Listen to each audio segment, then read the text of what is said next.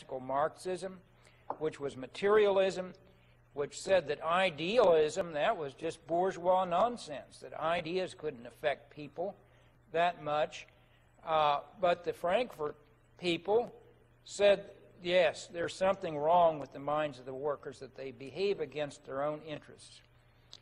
The founders of the Frankfurt School looked to an explanation. They looked to Sigmund Freud, who had started psychoanalysis. Freud emphasized the power of the irrational over the mind of man. He emphasized the power of the unconscious. The Frankfurt School developed its own special variety of Marxism, Freudianized Marxism, Freudo-Marxism. They realized they had to change the mass mind, that they had to get into the fundamental institutions that shape the mass mind and change the thinking of the common man so that the proletarian would once again get on the track of revolutionary history and behave the way that Marx said he should behave. Well, what did it attempt to do, and what was its impact on our country? What they attempted to do was to begin a program of cultural reconstruction. And early on, they concluded that the problem with the workers was the workers' family, the patriarchal family. The father-centered family developed a particular kind of personality type among the workers, the authoritarian personality. The authoritarian personality, what was wrong with it? Well, the authoritarian personality produced a person, a worker, who was ready to accept authority. He did not rebel. He accepted the belief that his nation was important and that he should defend it. He still believed in religion, and he believed in other things that Marx considered to be irrational, any kind of ideal. That was the problem, the family. So the whole focus of the Marxist attack shifted a little bit. How could they reconstruct the family?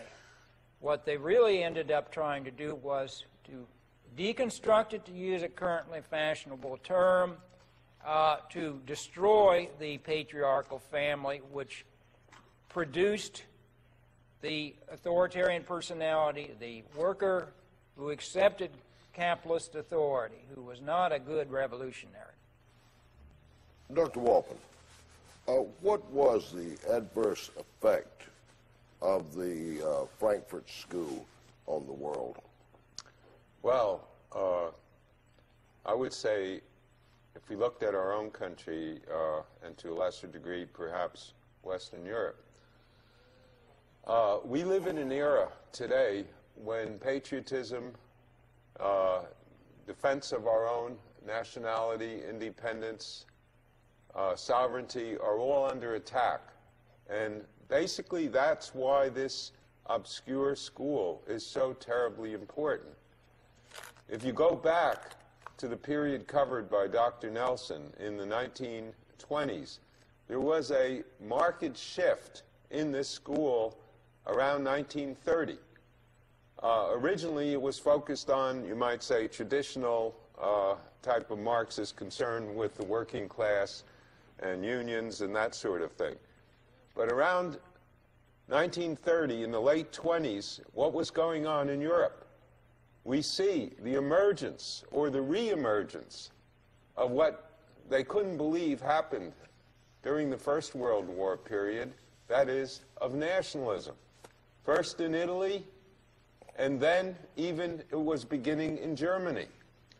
So there was a shift in the, you might say, management and goals of the school around 1930 when Max Horkheimer took over, a dyed-in-the-wool Marxist who years later, in the late 1960s, in his old age, was out there advocating and urging French youth to rebel against all the institutions of their own society. Horkheimer shifted the school into the cultural direction, into how we are going to promote the traditional Marxist goal of internationalism, or what we call multiculturalism today. It's just a new term. And they began, after the school was forced out of Germany with the rise of a nationalist regime in the early to mid-1930s, they came to New York City and were invited by left-wingers to establish themselves at Columbia University, my own alma mater, by the way, as the Institute of Social Research. And there they began to investigate what the correlates were to a nationalistic and patriotic outlook. And they believed they were doing this in a scientific way. And they found, and this is where the Freudian influence that was referred to by Dr. Nelson, they found that there was a strong tendency for nationalist and patriotic individuals to also believe in traditional religious faith and morality, or what we often call middle-class morality. And similarly, to respect authority not only in their families but in other institutions.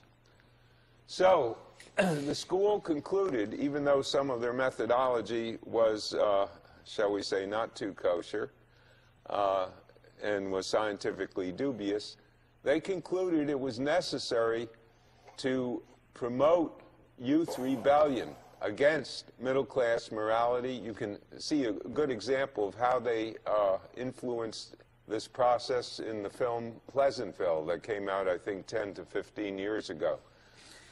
To paint middle-class morality as repressive, to paint authority within the family, outside the family, as repressive, to promote personal liberation, or what we might call radical individualism, in short, to foment the rebellion of youth against traditional morality and authority structures in their society, something we can see has diffused through our society today. So that, I would say, is the contemporary relevance. The relevance is also manifested by a growing body of our citizens who, when this country is at war, act as a de facto anti-patriotic fifth column, regardless of their claims to the contrary. They act in a way that gives aid and comfort to the enemy, and don't even have the humility to recognize that what they're doing